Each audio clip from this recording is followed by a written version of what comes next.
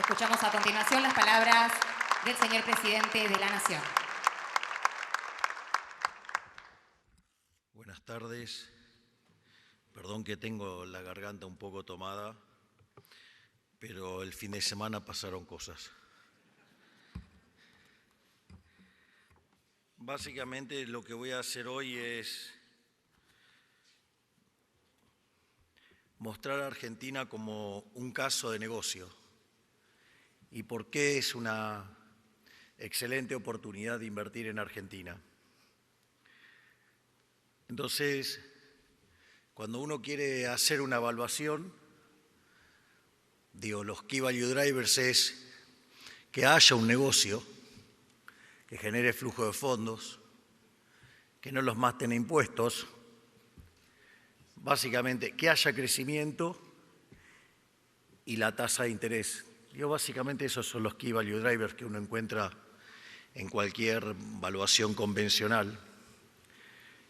Entonces, básicamente lo que yo voy a hacer es contarles por qué Argentina es un excelente caso de negocios y por qué, aquellos que apuesten por la Argentina van a salir ganando. Básicamente, voy a arrancar desde el crecimiento económico para que comprendamos la lógica de cómo funciona toda esta ingeniería. Y básicamente la lógica esencial del crecimiento económico ya había sido descrita por Adam Smith en su investigación sobre la naturaleza y la causa de las riquezas de las naciones. Y de hecho, en lo que es el libro 4, tenía un esbozo de modelo de crecimiento. Por ende, yo sigo sosteniendo que Adam Smith es a la economía lo que Gauss a la matemática, alguien que se adelantó 200 años a su tiempo. Y la realidad es que estaban todos los elementos dentro de ese capítulo 4. Después, vino Malthus y lo refutó, y que a la luz de la evidencia empírica que había en ese momento, un econometrista le hubiera dado también la razón a Malthus. Y después, vino toda una serie de trabajos en materia de crecimiento que se reviven, a mediados de los 30, pero no como un problema, de explicar el crecimiento, sino por las negativas, sino, cómo evitar, que cayéramos en otro desastre. Pero la fuerza de los datos llevó a que en 1956 dos economistas por separado, Robert Solow por un lado y Trevor Swan por otro, desarrollaron lo que nosotros hoy conocemos como el modelo de crecimiento neoclásico, que básicamente corregía algunos de los problemas que tenían sus antecesores de la década del 30, Harrod, y del 40, Domar. Y en ese contexto, a partir de ese modelo se procede a la validación empírica del mismo y era un modelo básicamente centrado en la acumulación de capital. Y el problema es que cuando el modelo fue testeado en 1957 por el propio Robert Solow, solamente explicó el 15%. Es decir, la acumulación del capital per cápita solamente explicaba el 15%. Frente a esa situación, el problema era qué estaba faltando dentro de ese residuo, ¿no? Una definición bastante particular de residuo, porque si es el 85%, es como que es un número demasiado grande para llamarlo residuo. Y se me ocurren otras analogías, pero no las voy a hacer, con gente que erra mucho. Entonces, viven en Mandrilandia, los dos grupos esos, pero no los voy a mencionar.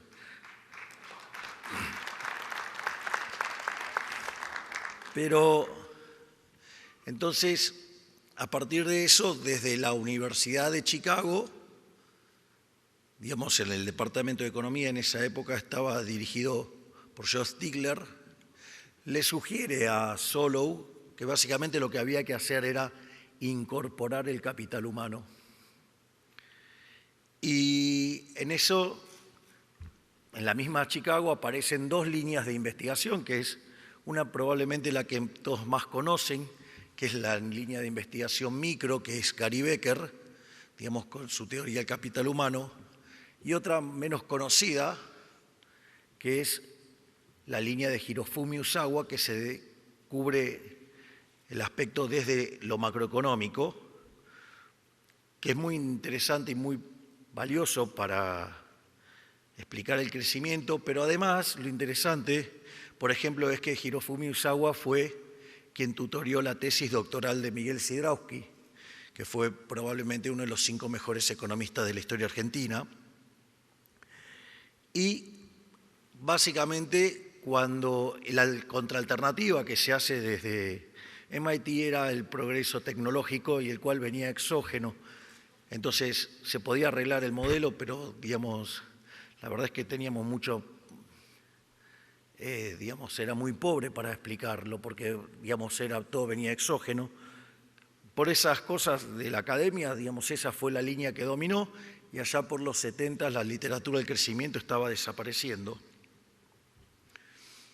Y en los 80, con la tesis doctoral de Paul Romer, que hace no mucho ha sido galardonado con el Premio Nobel de Economía, desarrolla la teoría del crecimiento endógeno, y eso, digamos, es después levantado por Robert Lucas Jr., y en las lecturas, digamos, la tesis doctoral de Romer es en el 83, que es tutoriada justamente por Robert Lucas Jr., y el trabajo de Robert Lucas Jr. es en las lecturas de Lionel Robin del 85.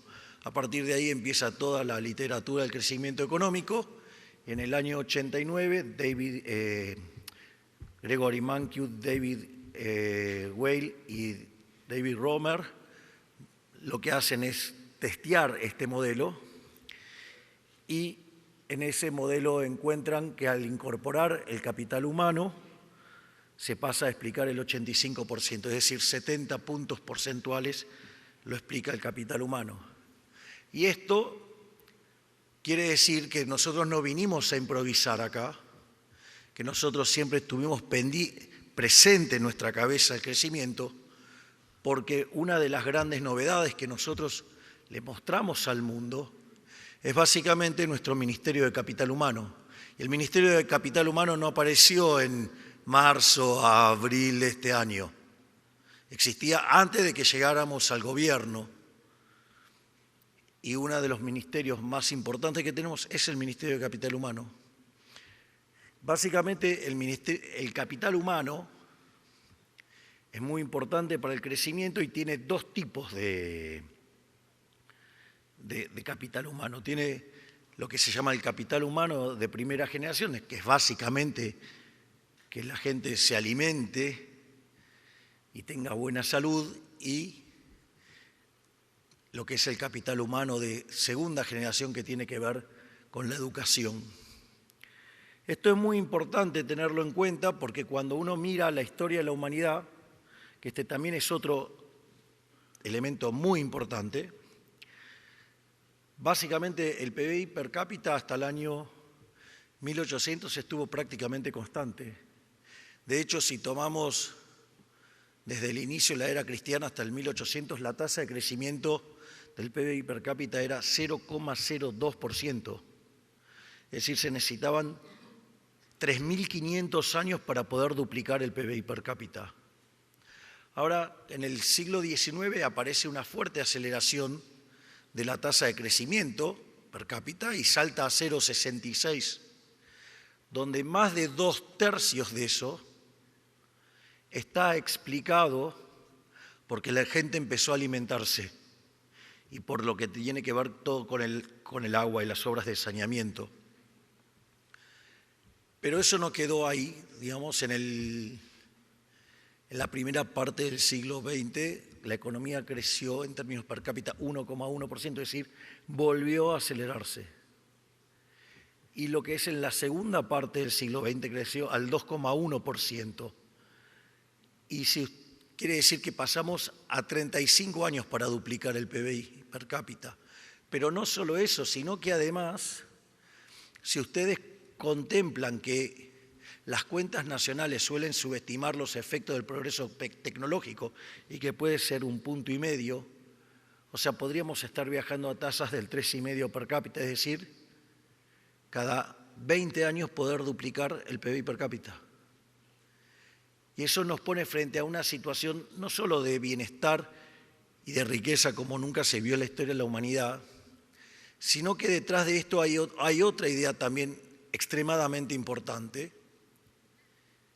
que es la idea de los rendimientos crecientes. Si ustedes se fijan, hasta el año 1800 en el planeta vivían 800 millones de seres humanos y hacia el año 2000 se habían multiplicado por 8, eran cerca de 6.400 millones de seres humanos.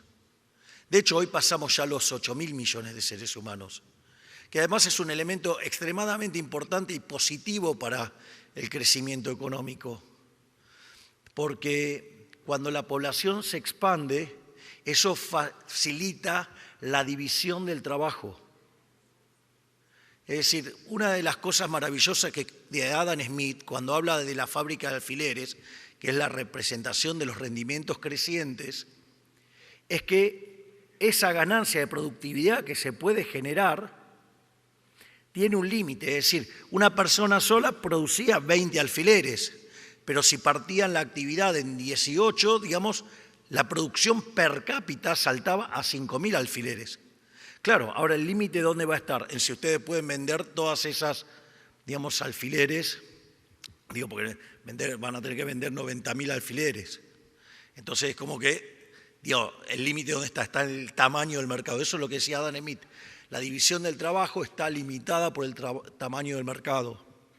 Por lo tanto, el rol de la población es fundamental en el crecimiento económico.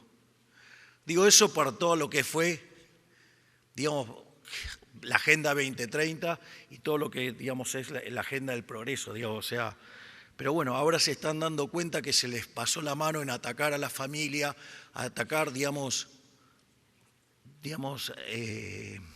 a las dos vidas, y ahora lo estamos pagando con caídas en la tasa de natalidad. Ahora el miedo es que el mundo se quede sin gente. Digo, lo hubieran pensado antes. Digamos, nos hubiéramos ahorrado bastantes asesinatos en el vientre de las madres. Pero al margen, digo, de algunas cuestiones criminales, lo importante acá es la presencia de los rendimientos crecientes, digamos, como un concepto. Con lo otro ya no podemos hacer nada más que mejorarlo hacia adelante, en lo cual también trabajamos. Y lo importante de los rendimientos crecientes es que la contraparte, si uno lo mira en términos de teoría económica, es que hay estructuras concentradas, o sea, monopolios. Supuestamente para la teoría neoclásica eso está mal, eso es malo. Ahora, es raro creer algo así, digamos, si multiplicamos por más de 8 veces o 10 veces el tamaño de la población y la cantidad de pobres extremos pasaron de 95% a 5%, ¿a quién se le ocurre decir que lo que está vinculado a eso está mal? Es decir, solamente hay que ser un economista idiota para decir algo así. Entonces, en ese criterio, lo que uno se da cuenta es que, bueno, los problemas de la economía neoclásica tienen que ver con adaptar toda la estructura de la economía a la matemática y no al revés. Es decir, es poner el carro delante de los caballos. Es decir, pero mira la locura que llegó la economía neoclásica, que cuando lo que uno ve no coincide con el modelo lo llaman fallo de mercado. Hay que ser arrogante. Digamos, o sea, en realidad cualquiera de ustedes que hace negocios, si el modelo no mapea con la vida real, no se enoja con la vida real. Digo, o sea, podrán insultar lo que fuera, pero digo, cambian el modelo, ¿no? Digamos, o sea, no tratan de forzar la realidad que se parezca al modelo. Ahora, la contracara de esto es que cuando los economistas se empecinan con esto, la contracara es que regulan. Y cuando regulan, matan los rendimientos crecientes. Y al matar los rendimientos crecientes, matan el crecimiento económico. Y esto también es interesante para los que nos tildaban de improvisados. Nosotros tenemos, desde mitad del año pasado, un ministerio de desregulación. Justamente lo podríamos llamar el ministerio de los rendimientos crecientes, el ministerio que le simplifica la vida a la gente, el ministerio que repotencia el crecimiento.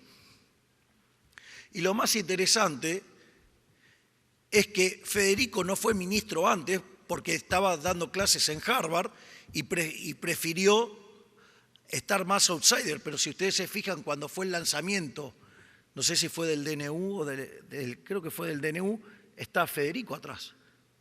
Con lo cual también estaba, es decir, siempre todo esto estuvo pensado en términos de crecimiento. Es decir, nosotros apuntamos al crecimiento económico. Entonces, fíjense lo que son las cosas. El gobierno más reformista de la historia fue el gobierno de Menem. Nosotros hoy llevamos en materia de reformas 2.000 reformas en 500 días. Somos 20 veces más reformistas que todo el gobierno de Menem en todo su periodo.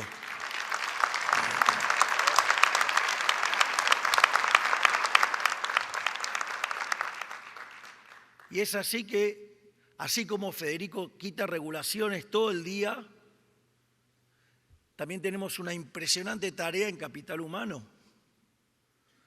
Digamos, porque, digamos, ahí lo que se hizo fue separar en niñez y familia. ¿Qué dijimos? Que lo primero era la alimentación y la salud. Entonces, tenemos niñez y familia, tuvimos que abrir salud porque era un tema bastante complejo como estaba, entonces ameritaba propiamente un ministerio, pero originalmente el plan era que estuviera dentro de lo que es capital humano. Después, fíjense, viene todo lo que tiene que ver con la alimentación, con lo que eso hace a la alimentación y a la salud, y después viene cómo se reinserta en el mercado laboral. Por eso está, digamos, trabajo está dentro de capital humano, educación está dentro de capital humano. Entonces, ¿por qué? Porque básicamente es para atajar el capital humano de segunda generación, ya sea por los que tienen que estudiar o por los que necesitan reinsertarse. Y eso es muy importante, que también está ligado con ¿qué? Con trabajo, para que de esa manera, digamos, no haya tanta informalidad y empecemos a cerrar el problema de la informalidad. Entonces, si ustedes se fijan, esos dos ministerios tienen una clara direccionalidad a explicar 70 puntos del crecimiento económico. Entonces, ¿qué es lo fundamental que está detrás del crecimiento económico? Miren, lo primero es sacarse el chip keynesiano de la cabeza. El crecimiento no se genera por consumo. El crecimiento se genera cuando sube la relación capital-trabajo. Ahora, para que suba la relación capital-trabajo, ustedes tienen que invertir. Y para invertir hay que financiarlo, y para eso necesitan ahorrar. Es decir, esos gobiernos como los anteriores o los populistas, digo, que básicamente querían estimular el consumo para que la economía se expanda, digo, era pegarse un tiro en los pies. No por nada, desde el 2011 que no pasamos ese nivel máximo de PBI, al cual estamos a 3 décimas. O sea, lo estamos buscando. Y ustedes saben que cuando me pongo un objetivo soy bastante determinante en la búsqueda. Entonces, en ese sentido, lo que nosotros tenemos es que la clave es el ahorro. Ahora, para ahorrar hay que proteger los derechos de propiedad. Por eso también otra de nuestras políticas tiene que ver con la libertad. Nosotros ponemos en el eje el respeto del derecho de propiedad, no solo para proteger al ahorrista, sino además para proteger el resultado de los que invierten. De hecho, una de nuestras políticas también para generar crecimiento es el RIGI, que dicho sea de paso hoy, digamos, me confirmó el ministro Caputo antes de ingresar, a quien agradezco la presencia, igual que a Cunio, a Bullrich, a Vladimir Guerri, a Gavilanari, a Petri, al jefe y bueno, a muñeca aceitadísima, el crack Guillermo Francos. Me confirmó que hoy una empresa minera, digamos, entró a un RIGI por $2.000 millones, es decir, está funcionando. Y ahí lo interesante es que una de las cosas que también para mí es de mucho valor, en el RIGI, es más, yo metí la mano ahí adentro, así que voy a contar qué es lo que hice. En el RIGI ustedes lo que tienen es que hay un respeto de la ecuación económica financiera del negocio, que es la contracara de cómo ustedes determinan el valor, o si ustedes quieren, digamos, o determinar la tasa interna de retorno. En ese contexto, básicamente, ya sea si ustedes se encuentran con una suba de impuestos, con creación de impuestos o con regulaciones, eso es cuantificable y por lo tanto pueden llevarlo a la justicia y demandar al Estado por eso. Además, pusimos la posibilidad de elegir entre 3 instancias de arbitrajes internacionales, donde no solo que ahora pueden elegir el árbitro, sino que si en el medio del proceso no están conformes, pueden cambiarlo. Y además creamos un tribunal local para esto, cuyo insumo para la determinación del fallo es lo que haga defensa de la competencia. Si ustedes estuvieron viendo las redes, hoy salió ya, digamos, también la búsqueda de esos equipos técnicos, donde, digamos, va a haber algunas personas muy calificadas evaluándolos. Pero no solo eso. Por lo tanto, digo, estoy explicando todo un montón de cosas, lo de capital humano, lo que tiene que ver con el respeto del derecho de propiedad, con los rendimientos crecientes, todos factores que generan muchísimo crecimiento. Pero fíjense que yo dije es ahorro e inversión. ¿Y qué es lo que hicimos por el ahorro? Bueno, hicimos mucho por el ahorro. Nosotros llegábamos y teníamos un déficit cuasi fiscal de 10 puntos del PBI y un déficit del Tesoro de 5 puntos del PBI. Y ahí apareció Toto con la motosierra y después de 123 años de tener siempre déficit, fue la primera vez que tuvimos equilibrio financiero y el cual lo alcanzamos en un mes de gestión y vino para quedarse.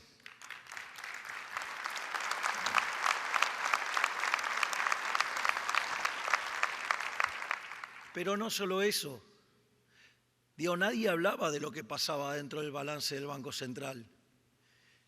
Y ese grupo de gigantes, digamos, a la cabeza de Santiago Bausili, y acá lo tenemos a Vladimir Werning, digamos, junto a lo que se estaba trabajando en la Secretaría de Financiamiento con Pablo Quirno, digamos, bajo las órdenes de Toto Caputo, increíblemente en 6 meses se desmontó la monstruosidad de los pasivos remunerados del Banco Central.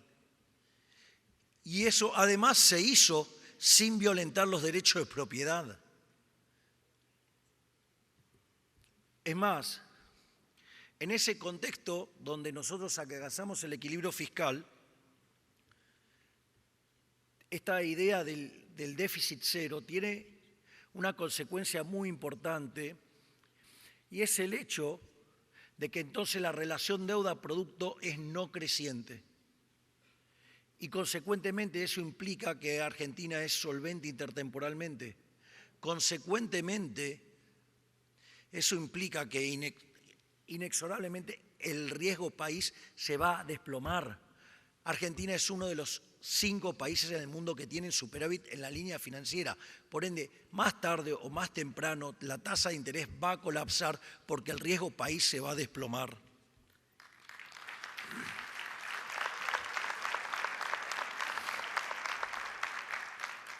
Y no solo eso, sino que además,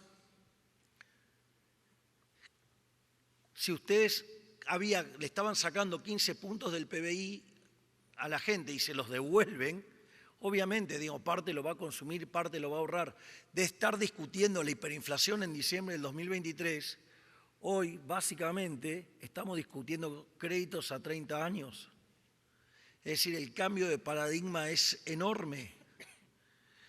Pero no solo eso, sino que además que en todo ese proceso nosotros bajamos la tasa de inflación de venir de velocidades del 54% en mayoristas mensual, que implica 17.000 anual.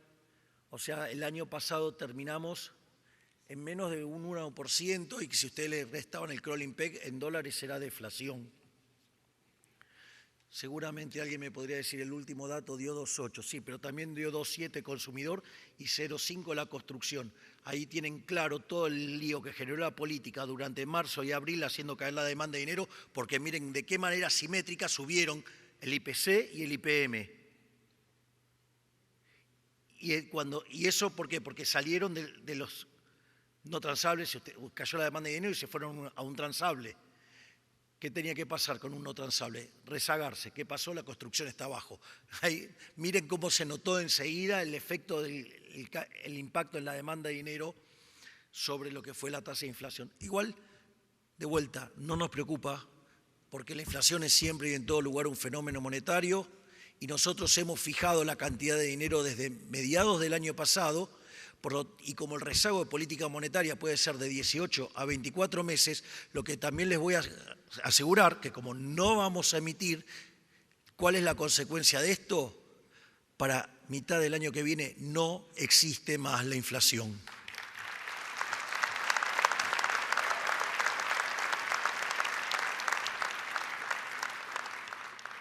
Y es más, contra todos los pronósticos que decían que haciendo un ajuste de 15 puntos del PBI, digamos, íbamos a caer por lo menos 15 puntos,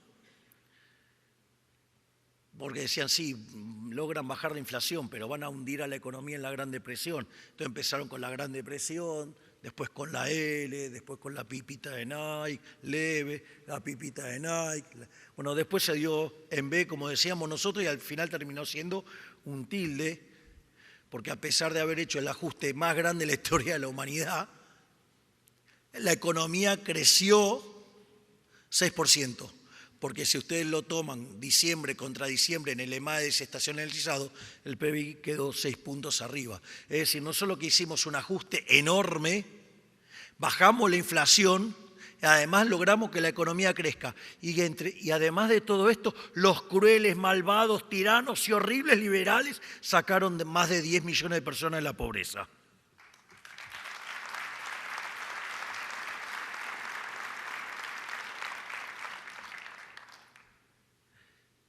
Y por otro lado, esto, digamos, del efecto del equilibrio fiscal fue cuantificado por un muy prestigioso economista argentino que se llama Nicolini, Juan Pablo Nicolini, que es profesor en Ditela y que trabaja en la Reserva Federal de Minneapolis, e hizo estimaciones para distintos países sobre cómo las cuentas públicas impactan en el crecimiento económico. Y lo interesante de esto es que para el caso argentino un ajuste fiscal, un encuadramiento fiscal como el que nosotros tenemos, implica por lo menos una tasa del 4% per cápita.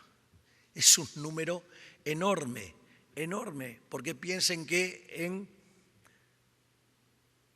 17 años podríamos estar duplicando el PBI per cápita. Ahora, la realidad, tal como dice Juan Pablo Nicolini, eso es sobre equilibrio fiscal, pero nada dice de cómo se alcanzó. Y en ese sentido es interesante, porque nosotros, en lugar de hacerlo como lo hubiera hecho cualquier político, devaluando o, digamos, y así licuar el gasto y generar profundas redistribuciones del ingreso, haciendo volar la cantidad de pobres o subiendo los impuestos, nosotros somos el primer gobierno en la historia que lo hace haciendo un ajuste fiscal, bajando el gasto público en más de 30%. Es más, hasta nos dimos el lujo de bajar impuestos, bajamos más de 19 impuestos. Hoy anunciamos bajas de aranceles, digamos, y en el caso de la cosecha fina, digamos, la prolongación de la baja de retenciones hasta marzo del año que viene, no el resto, aclaro. Entonces, básicamente nosotros seguimos bajando impuestos. Nuestro plan es seguir bajando impuestos. De hecho, Toto el otro día hizo una presentación donde si nosotros crecíamos al 6% a lo largo de 2 mandatos, en caso que los argentinos así lo quieran, estimamos que podíamos devolver cerca de 450.000 millones de dólares y que si crecemos al 8%, podríamos devolver 550.000 millones de dólares. Pero no solo eso, al haber hecho el ajuste bajando el tamaño del Estado, eso va a generar muchísimo más crecimiento. Si ustedes le ponen las reformas estructurales, va a haber más crecimiento. Entonces, nos vamos a un contexto de mayores tasas de crecimiento, de menor presión impositiva, de un respeto, digamos, de la propiedad privada enorme, porque nuestra agenda es ser el país más libre del mundo. Los países más libres son 12 veces más ricos que los reprimidos, tienen 50 veces menos de pobres en el formato extremo, crecen el doble. La tasa de descuento se está desplomando con la caída del riesgo país. Estamos haciendo un trabajo enorme en materia de capital humano, en materia de desregulación. Una tarea enorme en términos de respeto del derecho de propiedad y la seguridad, a cargo, digamos, de la ministra Bullrich en seguridad y el ministro Petri en defensa. Por lo tanto, lo que quiero decirle es que estamos frente a un maravilloso caso de crecimiento, digamos, y es la oportunidad de aprovecharlo, porque en estas condiciones, en 30 años, Argentina se podría convertir en una de las primeras potencias mundiales, donde 2/3 de esa mejora ocurre en el primer tercio, es decir, ocurre en 10 años. Por lo tanto, es una excelente oportunidad de compra porque Argentina está baratísima y Argentina va a subir como pedo de buzo. ¡Viva la libertad, carajo!